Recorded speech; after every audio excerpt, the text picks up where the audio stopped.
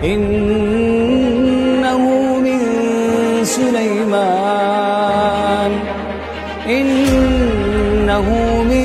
Sulaiman wa innahu bismillahirrahmanirrahim.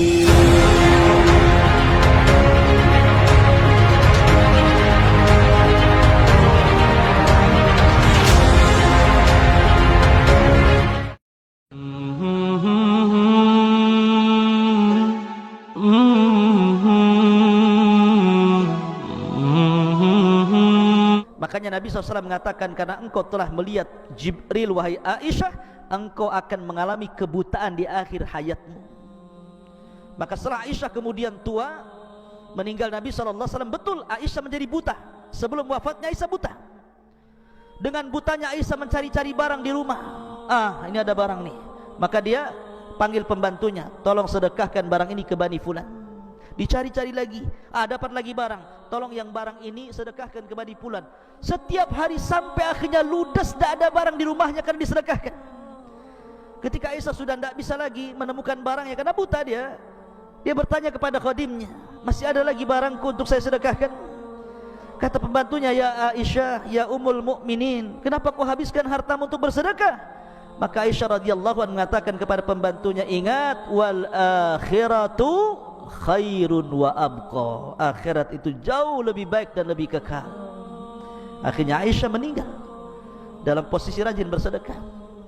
Dan itulah keinginan orang yang masuk dalam kuburan, pasti mengatakan, laula akhartani ila ajalin qarib fa asaddaqa wa akum minas salihin. Pasti ingin sedekah kalau orang ingin dihidupkan kembali di kuburan. Jadi Rasul itu kalau berjumpa dengan Jibril selalu dalam bentuk dihyatul kalbi, dan selalunya di kamar Aisyah radhiyallahu anha. Dan itu pula yang menjadikan Aisyah dilebihkan dari istri-istri yang lainnya, karena Jibril tidak pernah turun di rumah istri manapun dari istri Rasul kecuali di rumah Aisyah radhiyallahu anha. Ma'asyiral muslimin yang dimuliakan Allah azza wa jalla. Lah Nabi SAW pun ketika peristiwa Isra Mi'raj, siapa yang membawa Rasul ke langit? Siapa yang membawa Rasul dari Masjidil Haram ke Aqsa, dari Aqsa ke Sidratul Muntaha? Jibril. Jibril yang menemani Rasul sampai diangkat ke Sidratul Muntaha lagi oleh Allah Azza wa Jal. Dan Jibril tidak bisa sampai ke Sidratul Muntaha, hanya sampai Baitul Ma'mur. Tapi lihat peristiwa besar Isra Mi'raj itu, Rasul sama siapa? Sama Jibril ya. Artinya bahwa Jibril itu sangat memuliakan Nabi SAW, diantarnya sampai ke langit. Kemudian juga dalam peristiwa dakwah di Taif, Rasul kan ketika tidak bisa dakwah di Mekah, dia dakwah ke Taif. Orang Taif kurang ajarnya kurang lebih dengan orang-orang Quraisy Mekah gitu ya. Dilempari Rasul sampai Rasul lari 1 mil meninggalkan daerah Taif sampai masuk ke kebunnya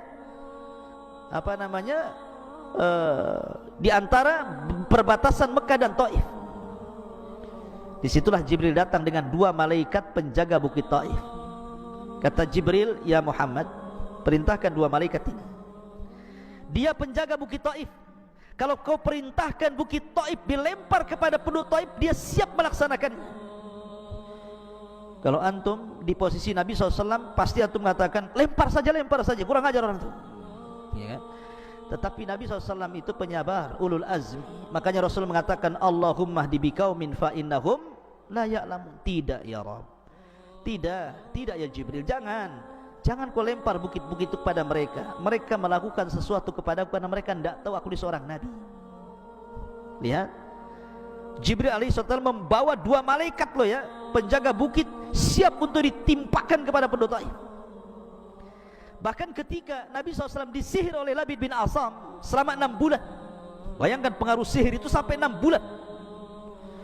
Akhirnya Jibril turun dengan 2 malaikat, kemudian meruqyah Nabi SAW. Dari sinilah turun surat Qul a'udzu birabbil falaq dan Qul a'udzu birabbin nas. Jibril yang meruqyah Rasul. Artinya bahwa Nabi SAW diobati oleh Jibril. Saking sayangnya Jibril kepada Nabi SAW. Bahkan Jibril juga senantiasa menolong Nabi SAW dalam kondisi Nabi SAW butuh pertolongan dalam perang Badar. Rasul dan pasukannya tidak pernah perang. Gak punya pengalaman perang, bahkan gak pernah berperang, bahkan pasukannya juga sedikit, sementara pasukan musuh banyak, 314 melawan 1000 dengan peralatan yang tidak lengkap. Tentu manusiawi Nabi SAW takut kalah. Tapi malam itu Nabi beristighatsah kepada Allah. Akhirnya kemudian Allah kabulkan istighatsahnya Rasul. Dikirimnya pertama kali oleh Allah 1000 malaikat dipimpin Jibril, sampai Rasul mengatakan, absyir ya Abu Bakrin, absyir ya Abu Bakar, berbahagialah wahai Abu Bakar, kita akan menang katanya. Keesokan harinya terjadi perang Badar. Bukan 1000 lagi yang turun, khamsati alafin minal malaikati munzilin, 5000 malaikat turun dipimpin Jibril. Dan Jibril menunggang kuda namanya Haizum. Kudanya Jibril itu namanya Haizum. Makanya Jibril mengatakan kaidum Haizum, kaidum Haizum, sambil menunggang kuda itu. Jadi kalau antum ditanya siapa nama kudanya Jibril, Haizum namanya. Makanya para sahabat mendengar Jibril mengucapkan kaidum Haizum, ayo lari wahai Haizum, Haizum, serang mereka. Subhanallah, sebagian orang-orang musyrik melihat tentara yang banyak berkuda putih, menggunakan pakaian putih, di tangannya terhunus pedang-pedang yang mengkilat-kilat. Bagaimana enggak takut tuh? Sahabat belum mencabut pedangnya, kepala mereka sudah melayang. Takut. Akhirnya perang Badar dimenangkan Rasul. Berhasil orang-orang musyrik 70 mati konyol dan 70-nya tertawan. Bahkan Abu Sufyan yang ketika itu berhasil lari dari pertempuran, langsung dia ke Mekah berjumpa dengan Abu Lahab. Karena Abu Lahab ini kan pengecut, tidak mau perang. Dia bayar preman supaya preman itu yang berangkat perang. Abu Sufyan bercerita kepada Abu Lahab, ya Abu Lahab, dalam perang itu aku melihat orang yang berpakaian putih, menggunakan kuda putih, di tangannya pedang, kami pun korat-karit gak jelas katanya. Di samping Abu Lahab ada budak yang beriman tetapi menyembunyikan keimanannya. Budaknya Fadl ibn Abbas. Budaknya Fadl ibn Abbas. Tiba-tiba dia latah mengatakan, itulah malaikat yang menolong Nabi dan sahabatnya. Geram Abu Lahab, ditamparnya budak itu. Karena budak itu merasa disakiti Abu Lahab, melapor majikannya. Maka Ummu Fadl datang mencari Abu Lahab, diambilnya kayu, dipentungnya kepala Abu Lahab. Kenapa kau menampar budak saya katanya. Tapi di sini Abu Sufyan bercerita bahwa dia melihat malaikat dalam perang Badar. Artinya bahwa Jibril memimpin para malaikat untuk menolong Rasul dalam kondisi terjepit. Saking ketakutannya Rasul, berdoanya juga beda dengan doa-doa yang lainnya, sampai dia mengatakan, Allahumma in tahlik hadhil isabah falan tu'bad abada. Ya Rabb, kalau kau hancurkan kelompok yang sedikit ini, enggak akan ada yang lebih yang menyembah kamu ya Rabb. Ya, sampai khawatirnya Rasul. Makanya Allah turunkan Jibril. Ma'asyiral muslimin yang dimuliakan Allah Azza wa Jalla, ini diantara alaqah, hubung kait Jibril dengan Nabi SAW, dan banyak lagi hubung kait Nabi SAW dengan malaikat Jibril alaihi salatu wassalam. Kemudian yang ketiga, hubung kait Jibril dengan para sahabat. Ketika Nabi SAW berhadapan dengan orang-orang Quraisy, orang-orang Quraisy ini jago syair. Dan orang dulu syair itu, para pujangga-pujangga itu, mereka akan debat dengan syair. Mungkin kalau orang Melayu ini berbalas pantun seperti itu ya. Jadi, dan syair itu merupakan media di zaman itu, sama dengan YouTube, televisi, itu disebut syair di zaman itu. Dan hebat luar biasa syair-syairnya orang-orang Arab kafir itu. Maka Nabi SAW punya tukang syair namanya Hassan ibn Thabit. Itulah tukang syairnya Rasul, Hassan ibn Thabit. Apa kata Rasul? Ya Hassan, uhzum fa inna ma'aka Jibril. Ya Hassan, uhzum fa in la takhaf fa inna ma'aka Jibril. Serang dengan syairmu, ya Hassan, maka Jibril akan membantumu untuk mengalahkan syair mereka katanya. Akhirnya Hassan tiba-tiba lancar syairnya karena ada Jibril di situ. Itu ada alaqah antara Jibril dengan para sahabat Nabi SAW. Termasuk juga ada alaqah, ada hubung kait antara Jibril dengan umat Nabi SAW sampai hari ini, bahkan sampai kiamat dibangkitkan. Walaupun Jibril bertugas menurunkan wahyu, bukan berarti dengan wafatnya Rasul Jibril tidak pernah turun ke bumi, tidak. Bahkan setiap tahun Jibril turun ke bumi. Kapan? Inna anzalnahu fi lailatul qadr wa ma adraka ma lailatul qadr lailatul qadri khairu min alfi syahrin tanazzalul malaikatu waruh. Lihat, malaikat-malaikat dan ruh Jibril turun setiap Lailatul Qadar. Untuk siapa itu? Untuk kita. Malaikat-malaikat sampai jumlah yang turun ke bumi itu lebih banyak dibandingkan jumlah kerikil yang ada di permukaan bumi. Aktsar min adadil hasa. Yang memimpin siapa? Jibril.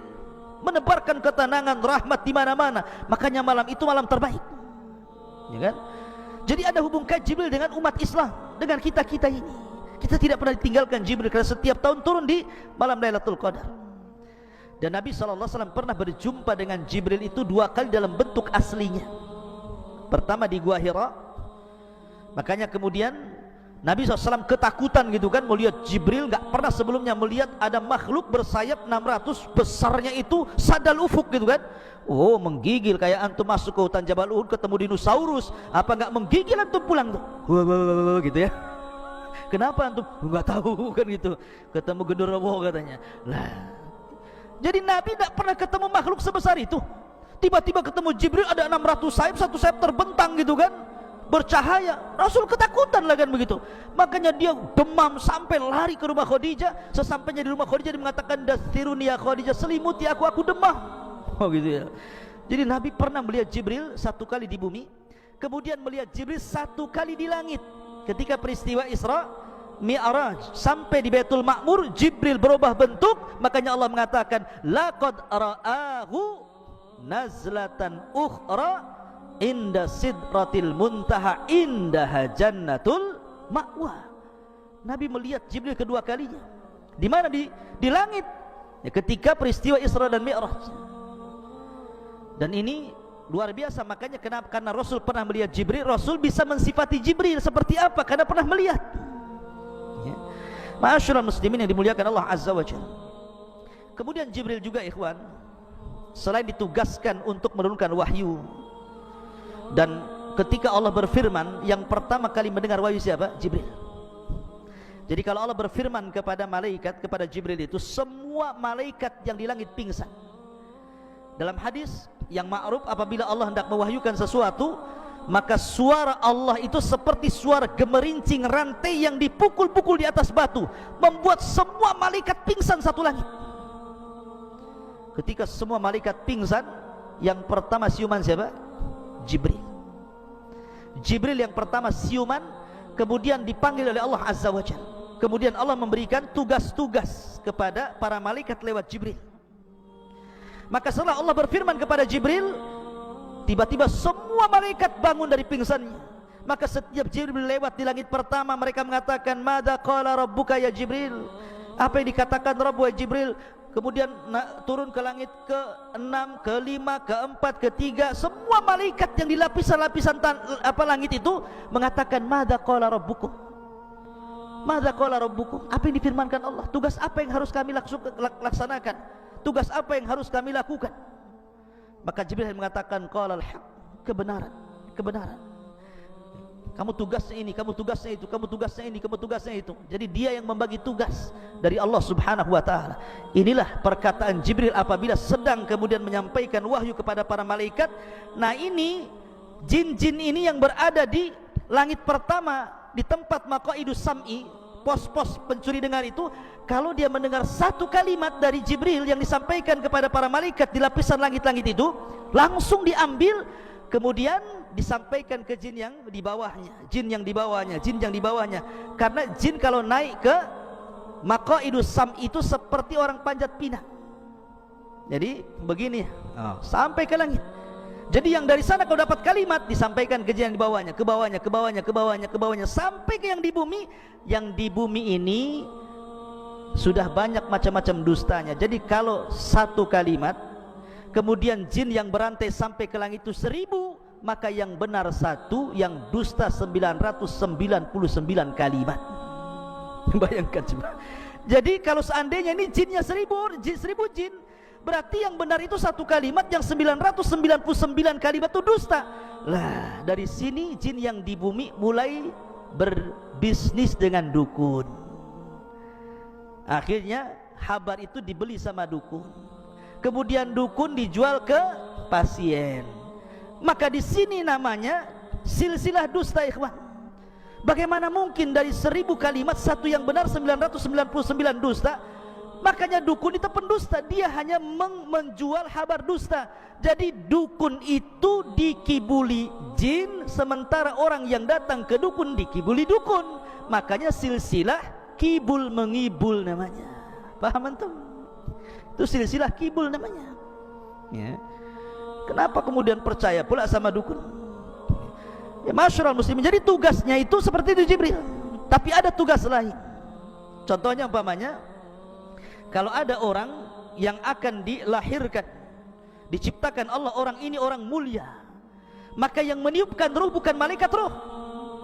Bukan seperti hadis Nabi SAW dari yang antum baca dalam kitab Arba'in Nawawi. Ada hadis tentang penciptaan manusia, 40 hari segumpal mani, 40 hari segumpal darah, 40 hari segumpal daging, 4 bulan, kemudian ditiupkan roh oleh malaikat, roh dicatat rizkinya, dicatat amalnya, dicatat macam-macamnya gitu ya. Itu ada tugas sendiri malaikat yang memasukkan roh. Tapi kalau yang dilahirkan ini orang mulia, itu Jibril yang turun tangan. Contohnya tadi ketika Maryam hendak diberikan, dianugerahi Isa, yang memasukkan ruh kepada Isa bukan malaikat yang suka memasukkan ruh, tidak. Jibril turun langsung membawa ruhnya Isa, ditiupkan di jaibnya, kemudian masuk ke rahimnya, jadiin Isa. Jibril ya. Dan Jibril itu yang menghabar gembirakan kepada siapapun yang akan punya anak mulia, seperti menghabar gembirakan kepada Ibrahim akan kelahiran Ishak, gitu kan. Kemudian menghabar gembirakan kepada siapa lagi? Zakaria akan kelahiran Yahya, gitu ya. Jadi tugasnya Jibril itu ada tugas lain, memasukkan ruh orang-orang mulia, menghabar gembirakan akan kelahiran orang-orang mulia. Itu juga bagian daripada tugas Jibril. Karena ini orang mulia, tidak sembarang diutus, Jibril langsung itu yang diutus. Masyarul muslimin yang dimuliakan Allah, ini kita cerita Jibril di dunia. Bagaimana Jibril yaumul qiyamah, di akhirat, bagaimana kisahnya? Masyarul muslimin, kemarin kita ketika menjelaskan tentang masalah sangkakala, ketika Allah Subhanahu wa taala berfirman, wa nufikha fis suri fasa'iqa man fis samawati wa man fil ardi illa man sya'allah. Ketika tiupan Israfil itu ditiupkan, maka semua makhluk yang di langit dan di bumi semua mati, kecuali yang dikecualikan Allah. Jibril, Mikail, Israfil, malakul maut tidak mati karena tiupan Israfil. Sehingga malaikat maut dipanggil oleh Allah, man baki, siapa lagi yang tersisa wahai malakul maut? Kata malaikat maut, Jibril, Mikail dan Israfil. Kata Allah, cabut nyawa mereka. Maka satu-satu dicabut. Allah mengatakan, waman baki, siapa lagi yang tersisa? Kata malakul maut, ana abdukal fakir, saya hambamu yang fakir yang tersisa ya Rabb. Maka Allah mengatakan, matilah kamu. Akhirnya dia pun mati dan tidak ada yang hidup lagi. Itulah Jibril, dia tidak mati karena tiupan, karena Jibril punya kekuatan. Malaikat itu punya kekuatan. Bahkan ada satu malaikat yang bisa mengalahkan semua jin, semua malaikat, dan semua manusia. Malaikat apa? Malaikat maut. Tidak bisa dikalahkan. Dia mencabut nyawa orang semua, mencabut nyawa jin-jin, mencabut nyawa malaikat. Dia juga malaikat maut itu ya. Karena dia yang ditugaskan Allah untuk alam arwah, alam kematian. Wallahu a'lam ikhwatu fiddin, muliakan Allah azza wajalla. Banyak kisah-kisah Jibril, dan nanti kita akan rangkum pada pertemuan berikutnya tentang alamul malaikah, bagaimana alam malaikat secara keseluruhan. Ini kan kita bicara Jibril saja. Bagaimana alam malaikat secara keseluruhan dan bagaimana kisahnya, insyaallah kita akan kaji di lain kesempatan. Subhanakallah bihamdika, asyhadu an la ilaha illa anta astaghfiruka